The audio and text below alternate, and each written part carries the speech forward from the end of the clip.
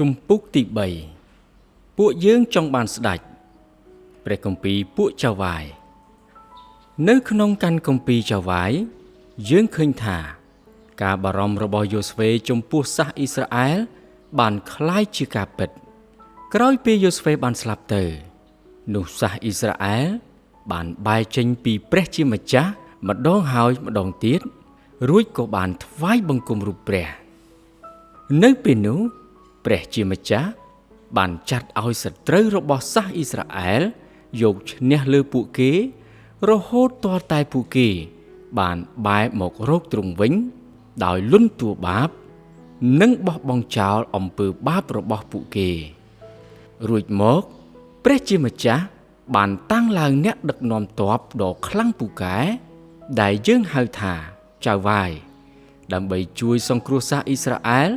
ពីការសង្កត់សង្កិនរបស់សាសដទៃអ្នកសង្គ្រោះនេះបាននាំមកនូវសន្តិភាពដល់សាសអ៊ីស្រាអែលដែលកំពុងវឹកវរ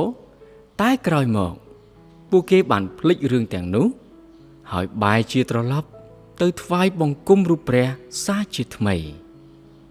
ឈ្មោះនៃកាន់គម្ពីរពួកចៅវាយ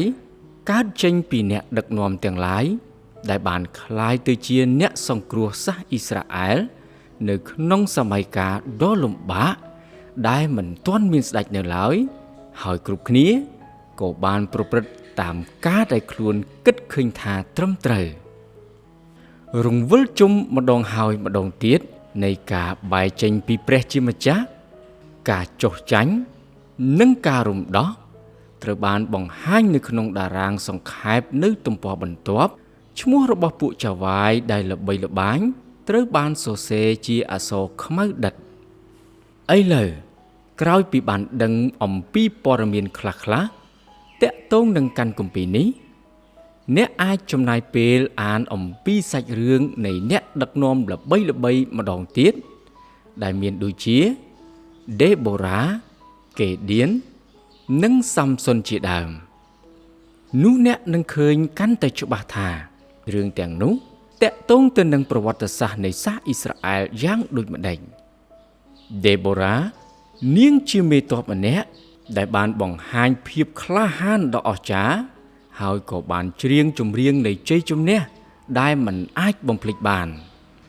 ឯកេឌៀនមានរឿងជាច្រើន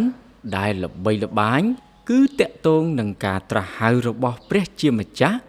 និងការទទួលជ័យជំនះដ៏អស្ចារ្យតាមរយៈកងទ័ពមានចំនួនតែ300នាក់ដែលប្រដាប់ខ្លួនដោយត្រែចន្លុះនិងក្អម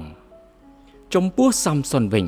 មានការរៀបរាប់ដែលគួរឲ្យចាប់អារម្មណ៍អំពីកម្លាំងកាយដ៏ខ្លាំងអស្ចារ្យរបស់គាត់ប៉ុន្តែក៏មានរឿងគួរឲ្យសោកស្ដាយផងដែរតាក់ទងនឹងភាពកំសោយរបស់គាត់ខាងឯសិលធម៌កាន់គម្ពីរពួកចៅវាយបញ្ចប់ដោយការរៀបរាប់ខ្លីៗដែលបង្ហាញថាស្ថានភាពនៃសាសនាសិលធម៌និងនយោបាយរបស់សាសអ៊ីស្រាអែលបានស្ថិតក្នុងកម្រិតទាបបំផុតនៅពេលនោះ